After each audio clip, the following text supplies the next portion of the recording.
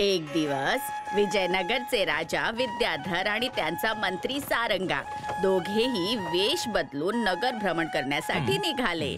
महाराज महाराज महाराज, तुम्हाला कोणी ओळखलं तर गडबड होईल.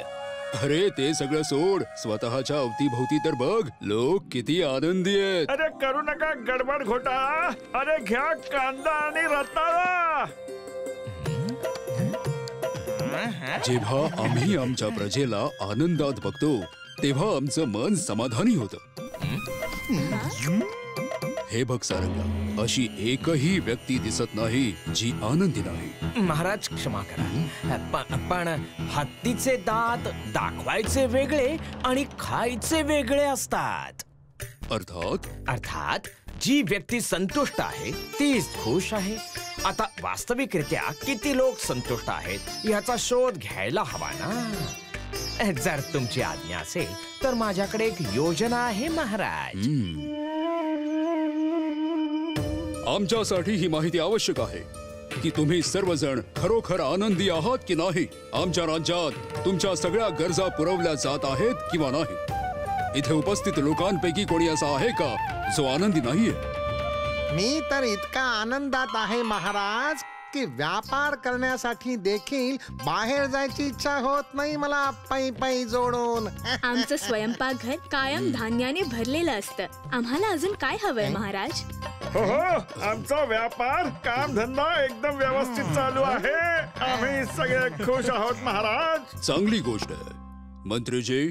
महाराज तुमचं म्हणणं ऐकून महाराज खरंच प्रसन्न झाले आणि म्हणूनच उद्या शहरातल्या सगळ्या आनंदी लोकांसाठी शाही बगीचा उघडण्यात येईल. तिथे खूप सारे दुर्लभ फळ आणि फुलं आहेत ज्यांना तुम्ही खाऊही शकता आणि पिशवीत भरून घेऊनही जाऊ शकता. शाही बगीचा जो राजाचा सगळ्यात प्रिय आणि खास बगीचा होता, जिथे राजाने देश विदेशातून फळं फुलं मागवून तिथे लावली होती. तुम्ही सगळे बगीच्याचा आनंद घ्या. बगीच्याच्या मागच्या द्वारापाशी महाराज तुम्हा सगळ्यांना भेटतील.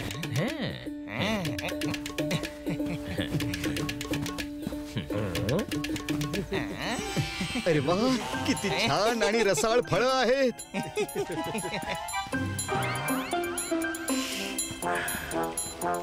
अद्भुत. अरे हा बगीचा तर दुसऱ्याच कुठल्या तरी जागेचा आहे असं वाटतंय. अरे तुम्ही लोक गप्पा मारण्यातच वेळ घालवा आपला. मी तर चाललो बुवा माझी ही पिशवी भरायला पै पै जोडून.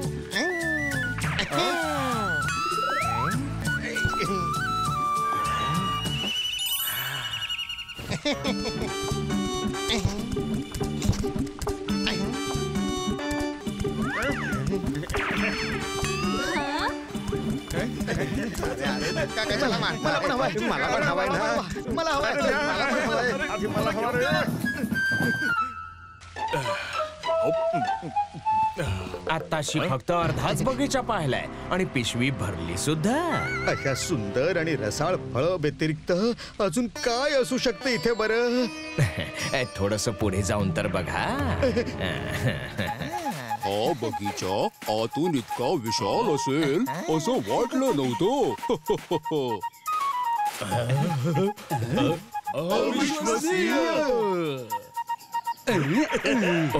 सोनेरी फळं, अद्भुत. अरे वा, हिरे मोती जडलेली फुलं.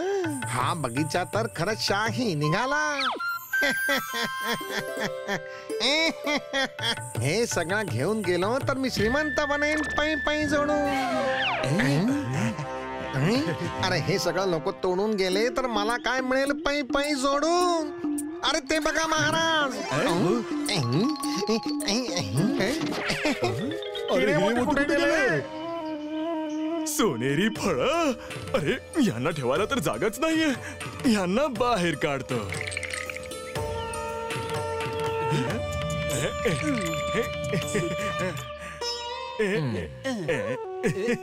अरे सोड, हे माझं आहे. मी घेणार. अरे नाही नाही, सोड सोड सोड, हे माझं आहे, माझं आहे.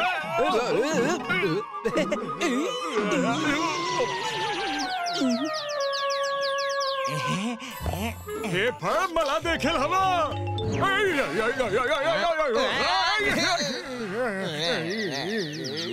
जर तुमचं मन आणि पिशवी भरली असेल तर आता निघूया. महाराज आपली वाट बघत आहेत दुसऱ्या द्वारापाशी. हो हो, चला मंत्रीजी. अजून थोडी फळं घेतली पाहिजे होती. हो अगदी बरोबर.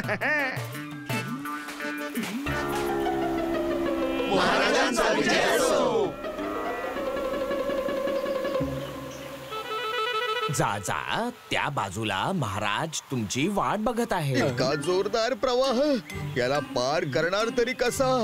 आणि करणार नाही तर महाराजांपर्यंत कसं काय पोहोचणार आम्ही?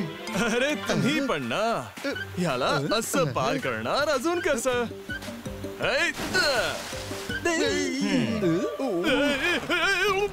अरे वाचवा, मी डुबतोय. पाणी खूपच खोल आहे.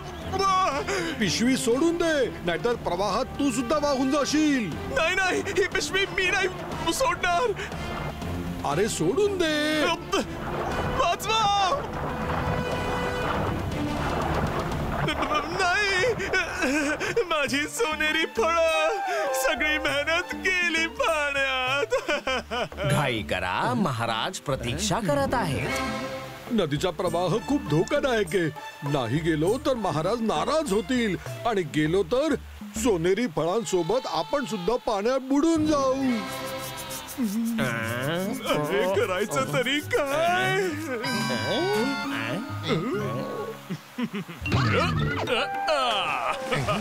अरे मूर्खा, हे काय केलंस? सोनेरी फळ पाण्यात सोडून दिलीस. जर त्या तीरावर राजांना भेटायचं असेल तर वाटतं ही पिशवी इथेच सोडावी लागेल.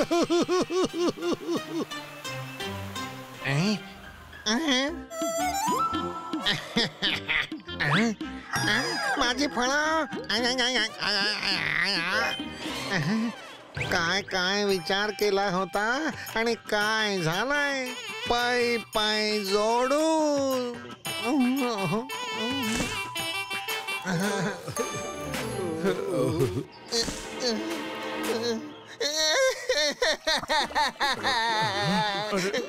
माझी फळं.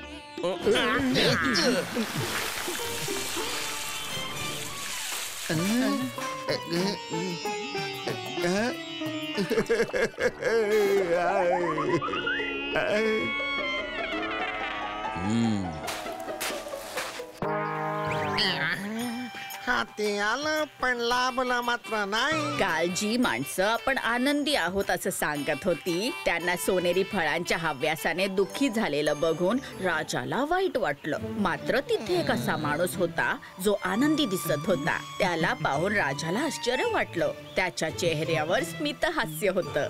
राजाने त्याला स्वतः जवळ बोलवलं. एवढी संपत्ती हातून गेल्याचं तुला दुःख नाही वाटत?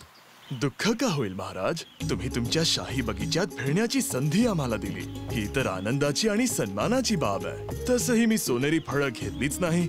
मी तर पोट भरून रसाळ फळं खाल्ली, आणि त्यातली थोडी फळं माझ्या मुलीसाठी घेतली होती, ज्यांना मी नदीत उडी मारण्याआधी सोडून दिलं. म्हणूनच महाराज, जो समाधानी आहे तोच खऱ्या अर्थाने आनंदी आहे. खूप छान सारंगा. शाबास. इतर लोकांनाही तुझ्याकडून हे शिकलं पाहिजे. आणि हो, हे घे शाही बागेतली स्वादिष्ट फळं तुझ्या मुलीसाठी. धन्यवाद महाराज. विजयनगरच्या रस्त्यांवरून वीरवरा जेव्हा त्याच्या घोड्यावर टप्पूवर बसून निघायचा, तेव्हा बघणारे तर थक्कच होऊन जायचे. टप्पूचे चमकणारे डोळे, मखमली केस, ऐटीत चालणं हे सगळ्यांना खूपच आवडायचं. मात्र सगळ्यात जास्त आवडायचं उडंकाला. अरे उडंका भाऊ, जरा पै पै जोडून नवे कपडे तरी घ्या. का तू तुझ्या कामामध्ये लक्ष द्या की. टप्पूला मिळवण्याच्या प्रयत्नात उडणका कायम तोंडावर आपटायचा. मात्र तो हार मानायला तयार नव्हता. चला तर दुकान बंद झालाय, नंतर ये. काय विचित्र माणूस आहे. घ्या आला वीरवरा पै पै जोडून. उडंका जेव्हा जेव्हा टप्पूला बघायचा तेव्हा त्याला पैशांची पोटली दिसायची. माझा टप्पू.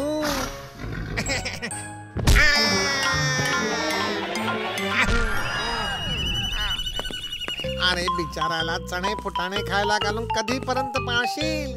मला विकून तरी टाक. पै पै जोडून पक्वान खायला घालेन मी त्याला. नाण्यांची गरज पडली तर विचार करेन मी. सध्या तर ह्याच्यासाठी चणे हवे आहेत शेठ. घेऊ का?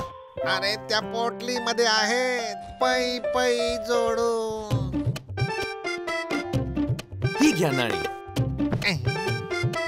हा आणि मागचा हिशोब पूर्ण झाला. पुन्हा हातचा गेला. हरकत नाही. ज्या दिवशी टप्पू माझ्या हाती लागे तेव्हा अशा 10 सोन्याच्या नाण्यांच्या पोटल्या घेऊन सौदा करीन मी त्याचा.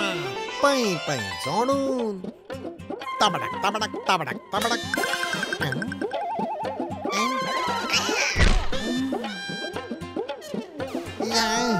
या घोड्याला तर मी मिळवूनच राहीन. पै पै जोडून.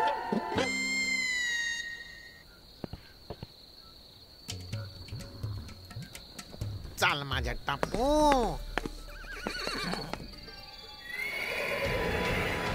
चल रे माझ्या हिर्या, माझा मोती, माझा टप्पू. चल चल. हा तर अगदी ह्याच्या मालकासारखाच हट्टी आहे. पै पै जोडून. बघ मी तुझ्यासाठी काय काय आणलंय बरं. माझा टप्पू हलवा खाई, पुरी खाई, खीर पण खाई. अरे तू घोडा आहेस की गाढा? खा पै पै जोडून.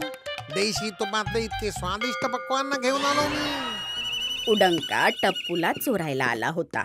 त्याने विचार केला होता की रात्रीच घोडा चोरून दुसऱ्या नगरात जाऊन विकून टाकेन आणि कोणाला कळणार सुद्धा नाही. मात्र त्याचा अंदाज चुकीचा होता. अरे हा आवाज कसला होता? पै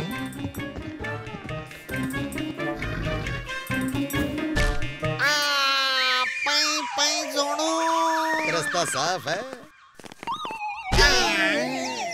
जसं उडंकाने मुंगी चुंगीला पाहिलं तसं त्याच्या डोक्यात एक योजना आली. एवढ्या रात्री शेठ तुम्ही सुद्धा आमच्यासारखे चोरी करायला लागलात का? नाही, मी तर तुम्हा दोघांना रंगे हात पकडलाय. आता आरडाओरडा करून सगळ्यांना बोलवेन आणि राजाकडून मी बक्षीस मिळवेन. चुंगी मुंगी घाबरून माफी मागू लागले. तेव्हा उडंकाने पुढचा डाव मांडला. उडंकाची योजना होती की वीरवराकडे चोरी केल्यानंतर त्याला पैशांची तंगी होईल आणि नाईलाजाने त्याला टप्पूला विकावंच लागेल. शेठ, पण त्या वीरवराच्या घरात चोरी करण्यासारखं आहे तरी काय? तर असं आहे का? वीरवराने उडंकाची सगळी योजना ऐकली होती म्हणून त्याने सगळी नाणी काढून पोटलीमध्ये दगडी भरून ठेवल्या.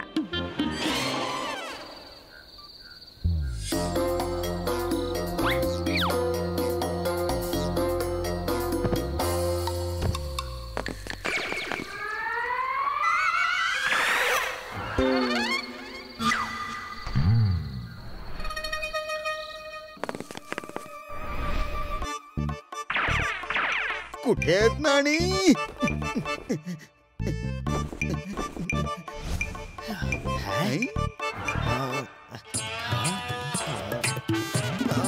अरे हे काय? लवकर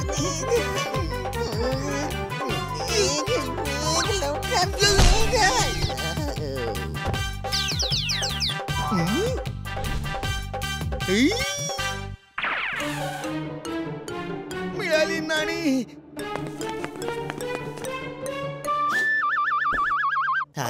मला सुद्धा मिळाले. उडंकाला देखील माहिती नव्हतं की ना मुंगी चुंगीला ही योजना तर त्याची होती, मात्र नियंत्रण वीरवराकडे होतं. माझा टप्पू अजून आला कसा नाही? आला.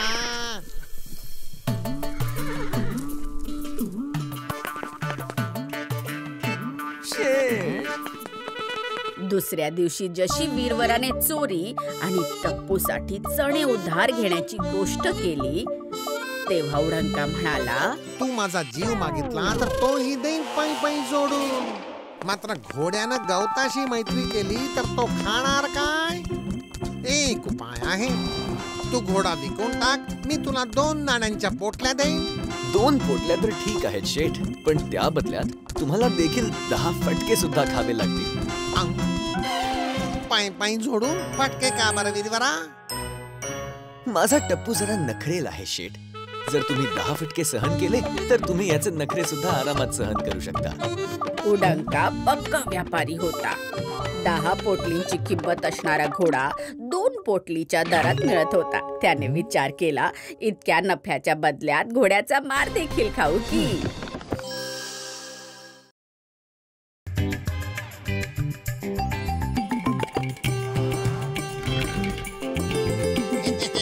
माझा टप्पू. आता सुरू कर. वीरवराने 2 पोटल्या घेऊन सगळ्यांच्या देखत त्याला फटके मारायला सुरुवात केली.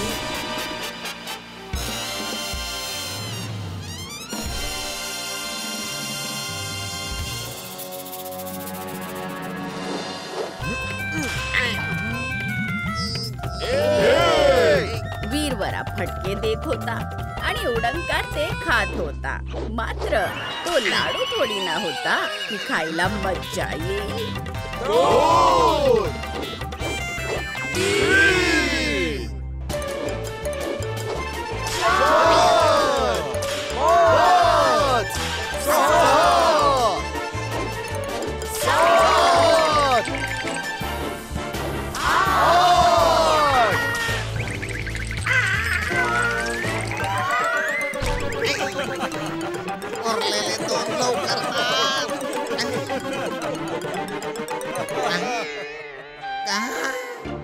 काय झालं? तुमचा त्रास मला बघवत नाहीये शेठ. उरलेले 2 मी नंतर मारेन. हा मात्र घोडा तर दे. तो तर 10 फटके मारल्यानंतरच देईन ना. उडंका सोबत हुशारी. माझा टप्पू. पै पै उडंकाला ना उरलेले 2 फटके मिळाले आणि ना टप्पू. मात्र त्याला त्याच्या हावरटपणाचं फळ नक्कीच मिळालं. मग गुप्पी, फुकटची भाजी हवीये का? नाही मग, ना भाजी हवी ना फटके. मी तर चाललो. थँक्यू अम्मा. फ्री कोथंबीर माझ्याकडून. If you like this video, subscribe to our channel Murthy Media.